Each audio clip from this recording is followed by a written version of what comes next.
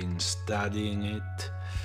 We have been convinced about the benefits of VAR. It will not solve 100% of the issues, but it will be a great help to the referee.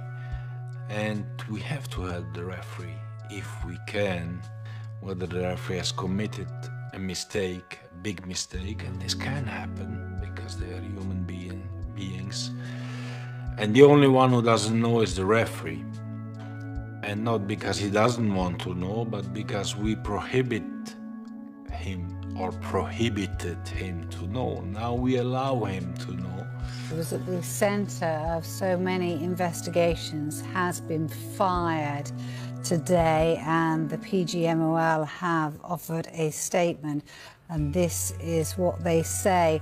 Following the conclusion of a thorough investigation in conduct, his employment with the PGMOL has been terminated today with immediate effect, with his position deemed untenable. They say continues to be important to us, and we remain committed to his welfare. He has a right to appeal the decision to terminate his employment. You may remember, of course, he was suspended with immediate effect by the PGMOL. VAR, so yeah, cue the chaos, really. For some really notable decisions and non-decisions, really. I mean, we heard the likes of Wayne Rooney saying one of the decisions there was the worst that he'd ever seen. Where do you stand on this? Because, look, I think people are very divided, you know, on their opinion of VAR as a whole. And it's just so ironic that about having VAR in the game, and the reason we have it in the game is because it helps the referees get to the correct decision, whether they've given a correct decision or an incorrect decision. It helps them for the game to be played in the right manner. But you look at the handball that should have been a penalty, and I can't understand how they can get it so wrong. Because if you watched it closely, the referee looks over at the linesman who's on that side and says something into his microphone and must have said to him, was it inside or out the box? The fallout from the latest officiating controversy in the Premier League has reignited fierce debate about the reliability of video review after a referee reportedly issued an apology following a missed penalty call in Arsenal's clash with Wolverhampton Wanderers. What should have been a routine intervention became yet another flashpoint in a season already littered with officiating disputes, and the decision by FIFA to suspend the officials involved has only amplified the noise. For many supporters, especially those of Arsenal, the incident felt less like human error and more like a systemic failure that continues to undermine trust in the very technology designed to eliminate clear mistakes. The moment itself was painfully straightforward. During a tense passage of play against Wolverhampton Wanderers, an apparent foul inside the box went unpunished despite multiple replays suggesting significant contact. Players surrounded the referee, the bench erupted, and viewers at home waited for what has become the ritual pause while the video assistant referee reviewed the footage.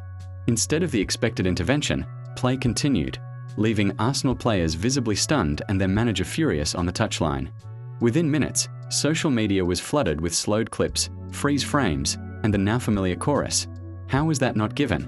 What makes this episode particularly damaging is the reported acknowledgement afterward. When officials admit privately, or publicly, that a mistake occurred, it validates the frustration supporters feel in real time. Football has always lived with refereeing errors. They were once accepted as part of the sport's imperfect drama. But the introduction of VAR fundamentally changed that social contract. Fans were told that clear and obvious errors would be corrected. Each high-profile failure therefore feels less like misfortune and more like a broken promise. Transparency remains limited, with supporters rarely hearing the full audio between the on-field referee and the VAR booth in real time. Without that clarity, speculation fills the vacuum and trust erodes further. From a competitive standpoint, the stakes are enormous. Dropped points in the Premier League title race or in the battle for European places can shape an entire season. Arsenal, in particular, have been involved in multiple contentious decisions over the past few campaigns, which is why this latest incident struck such a nerve among their fan base. Whether or not there is any statistical bias is almost beside the point. Perception often becomes reality in football discourse, and the perception right now is deeply unhealthy for the league's image. Suspending officials may offer short-term accountability, but it does little to address the structural concerns. Critics argue that the VAR protocol itself needs refinement, clearer thresholds for intervention, faster review times, and, perhaps most importantly, greater communication with fans inside the stadium. Rugby and American football have shown that audiences are far more forgiving when they understand the reasoning behind decisions. Football, by contrast, still feels secretive at the exact moment transparency would help most. There is also the human element to consider. Referees operate under extraordinary pressure, and VAR officials must make split-second judgments while parsing multiple camera angles. Mistakes will never disappear entirely.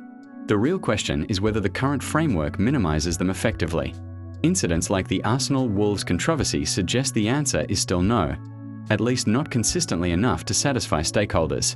For the Premier League, the path forward is clear but not simple. Improve communication, standardize decision-making thresholds, and restore confidence that technology is serving the game rather than complicating it.